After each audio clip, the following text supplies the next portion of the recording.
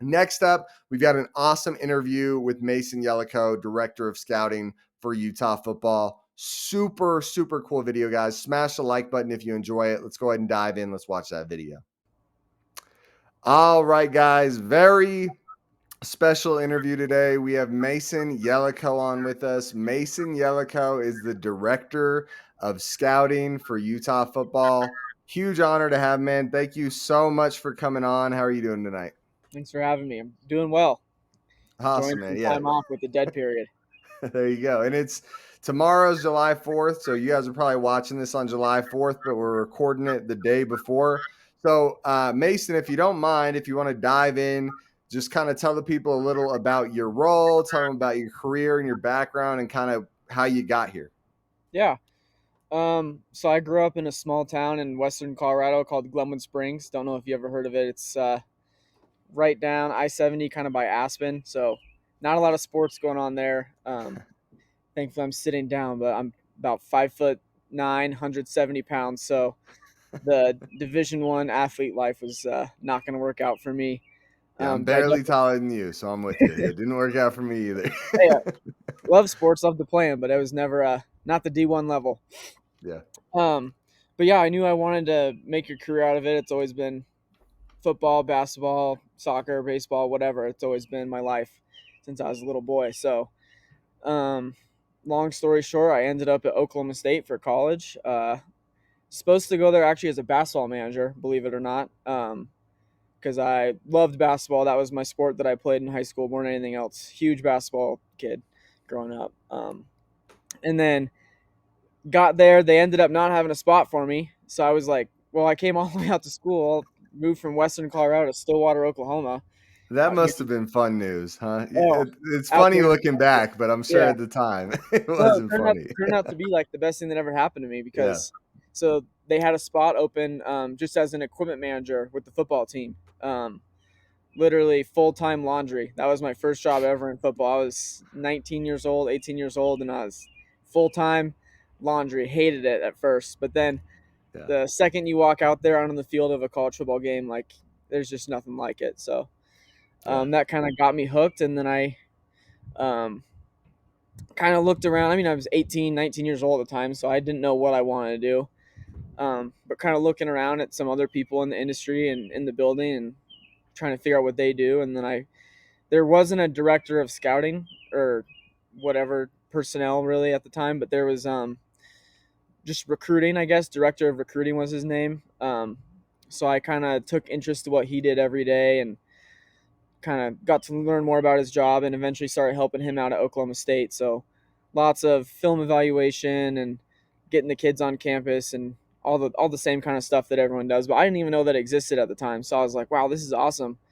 Um, and I want to make this a career. So I kind of started taking it seriously, did some scouting classes when I was that young with the Wow. program called the Scouting Academy. Yeah, and I did well in that. Went down to the Senior Bowl a couple times. Um, Met a bunch of people there, and after my time at Oklahoma State was up, I had a chance to maybe stay there and work unpaid, or go to Wake Forest actually, unpaid as a personnel guy. And I just kind of took the jump and went to Wake to meet some new people. Um, Yeah. and that was a crazy transition going to from Western Colorado to the farm country of Stillwater to North Carolina, right? East Coast, North Carolina. But that was a Yeah. really good experience for me too. It forced me to grow up a little bit, and then I was there for about a year when they had like Sam Hartman and all them, and they went to the Oh, wow. ACC championship game. Yeah, I didn't have much to do with recruiting their players, but I got to learn a lot about how they got them there and stuff like that. So that was cool. And Yeah. then I'm probably one of the only people in Utah history to get a job without I didn't know anybody. I just like randomly applied for a job um, in recruiting and interviewed well, and then I was lucky enough to get hired on as a recruiting assistant or whatever it was at the time, and then I've Yeah. been promoted twice since then. And now with the new world of college football, we kind of went to a new NFL style model where we have a general manager and we have the director of player personnel, and then now the director of scouting, along with all of our huge team of recruiting analysts and assistant director of player personnel. And it's a big 10-person team we got now. That is awesome, man. And like I mentioned, this so much of this page is recruiting, as I'm sure you know. Yeah. It's that I'm sure there's a lot of people watching this that you have their dream job. Just so, Yeah. just so you know. It's so pretty cool to be talking to you, man. Why don't we dive into a little bit of the details? So I know you touched on that there used to be like a director of recruiting role at Oklahoma State, and you're now the director of scouting at Utah. So what do you do any recruiting, or is it all scouting? Is it a blend? What does that look like? So my job is still definitely under the umbrella of recruiting. Um, so everything to do with recruiting, I'm helping out some way or another. But um, kind of like I mentioned earlier, we went to the NFL model. The director of scouting title is kind of something that you're seeing pop up um, all over the place, and it's a lot. It's a lot of like portal transfer portal stuff, film evaluation. I mean, the recruiting piece, especially at a place like Utah where we're so about relationships and finding the right kids that fit our culture, like that's always going to be there. I mean, I talk to the kids as much as I can and help the coaches talk to the kids as much as we can. But yeah, the portal is a big part of my job. Just the pre evaluations of everybody, whether they're in or not in or whatever. I mean, the portal happens so fast. Like you don't have time to when a person enters the transfer portal, you don't have time to look everything up. You kind of have to have it ready to go. So that's a big part of my job. Um, and then with the high school stuff, I mean, that's split up between a lot of us. But yeah, same thing. I mean, watching film, figuring out who can be for us, who's not for us, and kind of just going from there.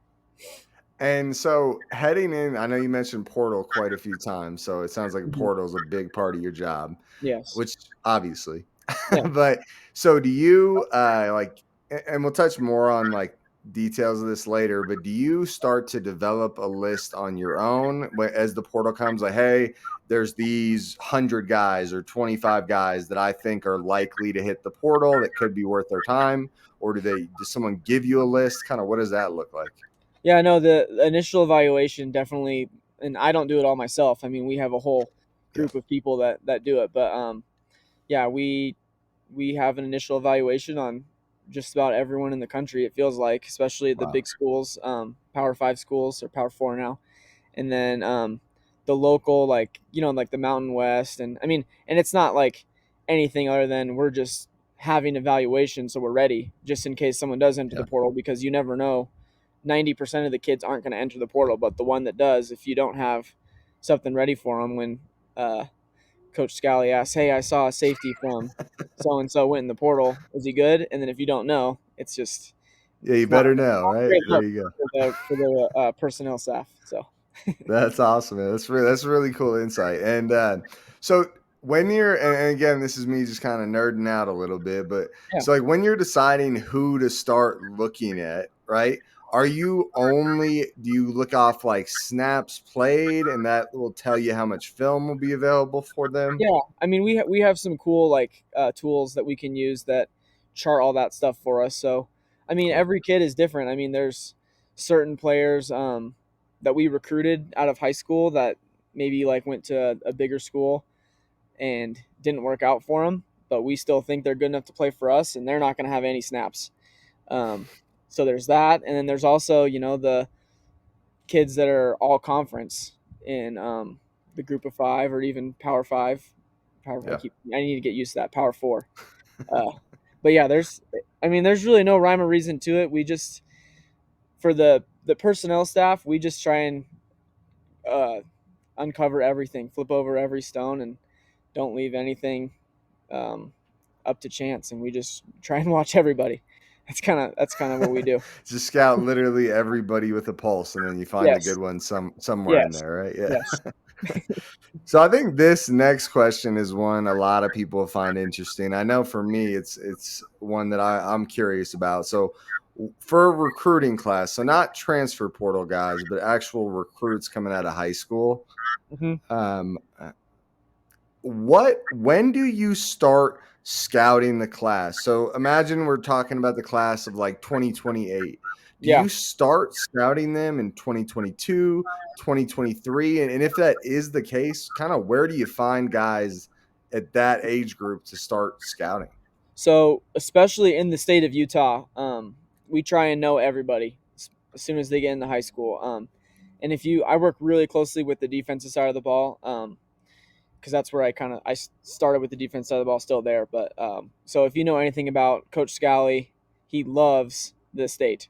Like he wants the kids from Utah to come to Utah. Yeah, So um, and then Lewis Powell too. He's super connected and he gets us on kids super early just from his connections with the area. But cool. long story short, we kind of in February ish we reach out to just about every high school coach in the state, if not every high school coach in the state, and we say, "Hey, you got any guys you want us to watch?" And they send us their guys, and we watch them. So I'm pretty confident that I've watched, or at least not me personally, but between our whole staff and um, the coaching staff and our personnel staff and stuff, I think we've watched at least at least everyone in the 2026 class and up. And then so for me, and some of the guys on our recruiting staff, we'll start watching freshman kids if they get offers, or if a Mhm. coach we have a good relationship with is like, hey, you need to get on this kid, we'll watch his film. I mean, that's what our job is. So there's definitely situations where a 2028 2027 kid will, hey, this film pops, coach, you should watch it and offer him. Let's be his first offer. So That's um, very cool. And yeah, so basically, you lay the groundwork. Just you hit up yeah, all the coaches. All the coaches tell you who the guys are, and that's kind of where you start.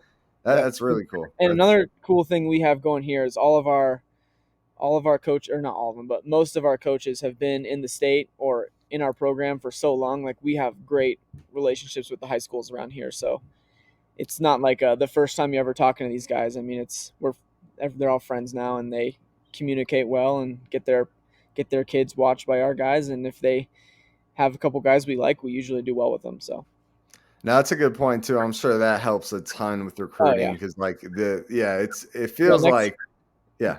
Next year will be my fourth season and I'm still the baby. So they treat me like I'm That's, brand new. hey, that's a really good thing though, right? Where Oh it's like, yeah, it's hey, awesome. like yeah. Well, and it's like, it's not just that they've been here a while, they're all like Utah Oh rooted. yeah. Like a lot of them are Utah people. So Yeah, really cool. we love the state and value it a Yeah. lot. Yeah, So it is an awesome place, man. I'm from Vegas originally, but I always tell okay. people Utah is my new home. I'm sure you Yeah, kind of feel the same. yeah, yeah. Where do we? So I guess you kind of touched on this a little, but where do you usually start trying to find your guys that we need to scout? Is that basically just like you said, just reaching out to coaches, or is there Yeah. any other avenues you might explore to find those? Reaching out to coaches and that relationship we have with the high school coaches is probably the best and most successful way we do it. But I mean, we have a whole staff of personnel analysts, and I mean, we have 8 guys on our recruiting staff. So we have recruiting areas that all the coaches do, and we monitor their areas for them on Twitter, and we pay for some scouting services. And Cool. there's really no rhyme or reason to how we do it. I mean, sometimes there's going to be a kid that pops up on Twitter, and he'll just have some offers there, and we'll find him that way, or find another kid on Twitter that has no followers even, and then we watch his film and he's really good. So um, there's that piece to it, and then obviously the high school coaches, and then we pay for a couple services that send us guys. But I would say 70% of the people we find are just relationships that we have with high school coaches in our recruiting areas, not just in Utah, but in California and Texas and Florida, all over the place. That's Vegas. awesome. Yeah, Vegas. Yeah, it seems like Vegas has been, Yeah, it's been a past good two year for weeks. Vegas. I've had them on the show. It's St. George, Vegas, Vegas. It was a good week. Funny enough, the one kid, JJ Buchanan, went to the same high school I went to, but small Really? world.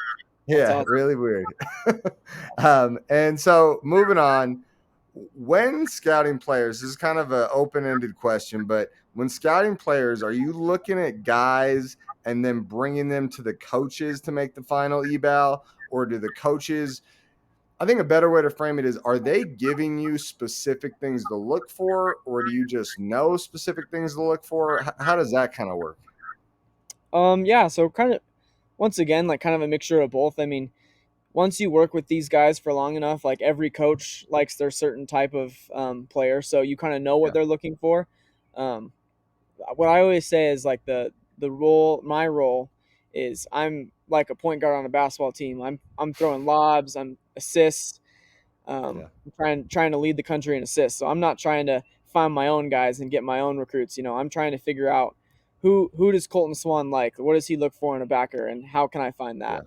So that all the same for the other 10 coaches. So they all kind of have what they like, and our staff knows who to look for and what works for us, and then we just kind of go from there. So, I mean, there'll be times when I find a guy that I really like, and I'll send him to whoever it is, and the coach will be like, "Oh no, I don't think so," and then you kind of live You more. already knew what my next Yeah, question was going to be. So there yep, you go. yep, Yeah. yeah, but then there's other times where they send you a guy, and you're like, "Oh yeah, let's go. This guy's awesome." So, Yeah. um, Do you just kind of have do you have that gauge where, like, obviously, like a player, and I won't ask you about anyone specific, but it's like they're really good, but it's not their style. Is there definitely times where you're like, hey, this guy's so good that I'm just like, I know it's not his type of guy, but he's so impressive that I'm going to pound the table a little for him to really check this kid out? yeah. I mean that happens sometimes, and then at that point, it's just kind of up to the coach. Like if Yeah. they like a certain linebacker that's a certain height, wingspan, all that athletic ability, but this kid is shorter and doesn't have all the measurables, but look at him play. I mean, Yeah. um, then yeah, we'll go after him. It's once again, I mean, case by case. Not every kid is gonna fit our program, so Cool. it just kind of depends. That's awesome, man. Well, I'm sure a lot of people are really going to enjoy this interview. It's been awesome having you on, Mason. Thank you so much, man. I appreciate your time. And I Yeah, know we are all looking forward to this season. I'm sure you're just as excited as we are. yeah. So No, we can't wait. keep building that pipeline, man. Thank you so much. Have a Yep. great 4th of July. Talk to you Alrighty. soon. You as well. See ya. Okay, guys, that was an awesome interview with Mason Yellico. Such a cool guy. Again, if you enjoyed it, smash the like button. Also, maybe drop a comment on what you thought was the most interesting thing. I'm sure a lot of you guys are fans of recruiting because we talk about it so much on this channel. That's really one of my big passions for college football. And for a guy like him to come on, not only was it fun, but it was just a really unique opportunity for me, not even doing it on the podcast, but to talk to someone at such a level in the scouting/recruiting department and kind of pick his brain a little. I thought that was a ton of fun.